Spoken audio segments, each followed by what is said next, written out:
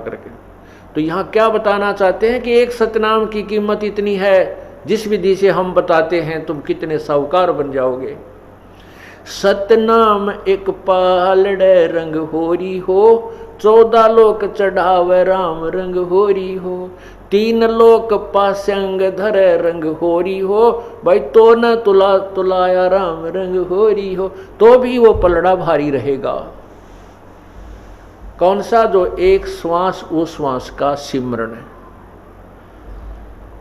अब आप देख लेना आप कितना सुमन करते हो और फिर भी रह जाते हो। इसका मतलब है कि हमारे ऊपर बहुत ज्यादा ऋण है, बहुत ज्यादा ऋण है।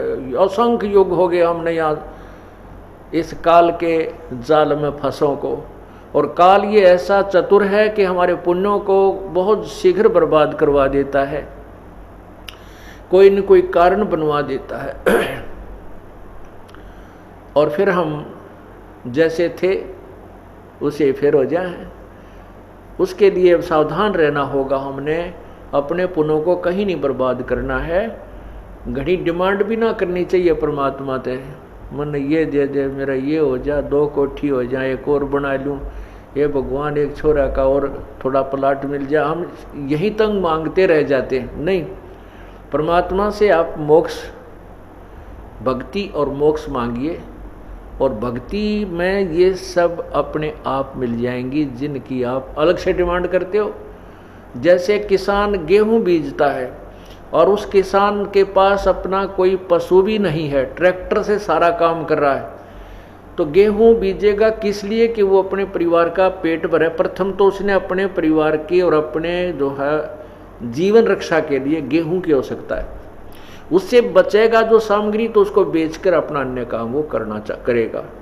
तो इसी प्रकार जैसे गेहूं बीज दिया, उसका उद्देश्य था अपनी रक्षा करना, अपना पेट भरना, परिवार का पेट भरे उस अन्न से।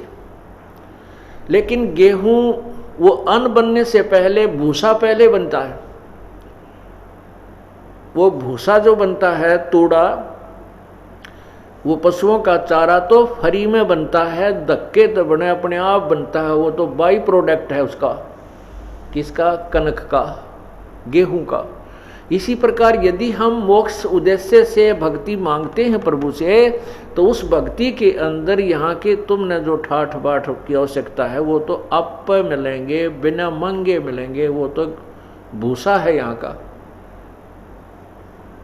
कोई बात नहीं, अभी ज्ञान नहीं है क्योंकि हम बहुत सताए हुए हैं दुखों के। तो उसके लिए कुछ तो परमात्मा अपने आशीर्वाद से तुम्हें एडवांस लाभ दे देता ताकि आपकी श्रद्धा कबीर परमेश्वर में बने कि ये भगवान है। उसके बाद फिर कहता है कि पुत्र अब तुम खुद करो, बेटा बेटी अब तुम साहूकार बनो, तुम स्वयं मेहनत करो, इस नाम का जाप करो, इस तरह धर्म करो, ये पुण्य करो। तो जैसे कोई ज़्यादा कहता है मुझे ऐसी तकलीफ़ है, मैं ऐसा है, तो हम कहते हैं तुम एक हवन के लिए, ज्योति के लिए संकल्प करो।